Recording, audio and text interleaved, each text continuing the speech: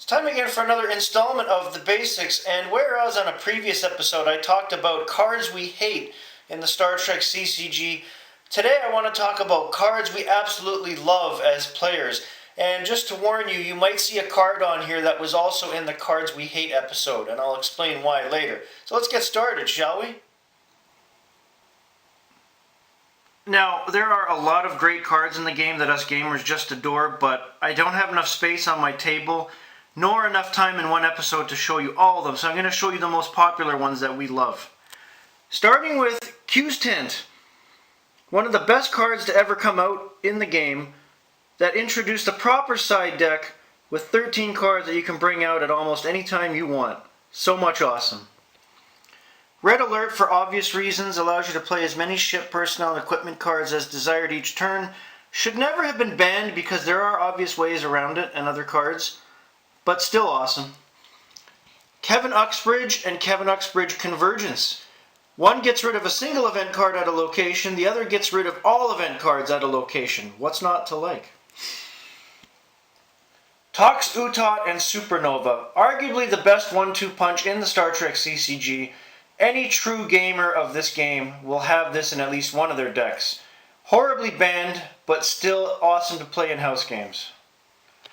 Captain's Log. All of your personnel aboard a ship he or she commanded or captained gets shields +3 and weapons +3 right off the bat.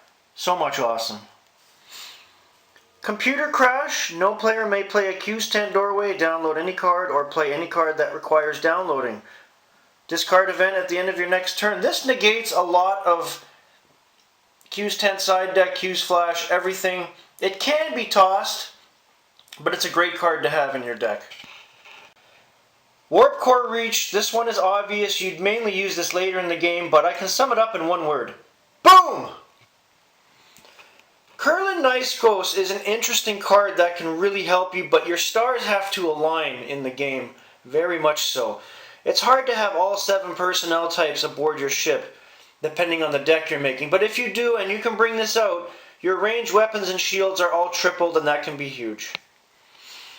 Interphase Generator, for obvious reasons, it completely nukes a lot of the early nasty dilemmas, what is not to like. This card was big when Premier first came out. I remember having 2 of them in one deck. Ready Room Door is another obvious card. You download your matching commander to their ships. You can download Captain's Log, Lower Decks, Yellow Alert, Senior Staff Meeting, anything like that. It really helps you out at a time when you need it.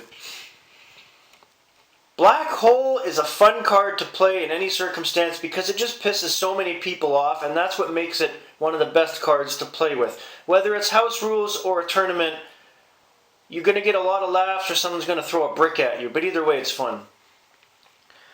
Zalconian Storage Capsule from the Alternate Universe expansion. This was the earliest invention of a side deck, so to speak. You could store one of your other hand cards here on the table and then move it back into your hand as you needed to. Very interesting, and I think this is what preceded and necessitated the Q's Tent. And of course, if you're a big Borg deck person like me, Activate Subcommands downloads 1 blue classification drone, 1 green classification drone, and 1 red classification drone. Discard event and draw no cards this turn. Need I say more? And finally, the piece de la resistance. Rogue Borg Mercenaries. Yes, I put them in the hated cards episode, but if you're the one using them, so much awesome, so much fun, and your opponent will hate you forever. And it did happen back in the day when it first came out and I first used it. One of the nastiest cards at that time. So much awesome. Now, as I mentioned earlier, that's a sample of some of the really awesome cards that we love in this game. I'm probably going to have to do another episode yet because there are still so many great cards I haven't shown you, but these are staples in a lot of people's decks for that reason, because they either help you at the right time, clear up a space-time location, or get rid of whatever your opponent's trying to do to you, and that can be huge. So don't forget to include a lot of these cards in your deck. Have a great day, everybody.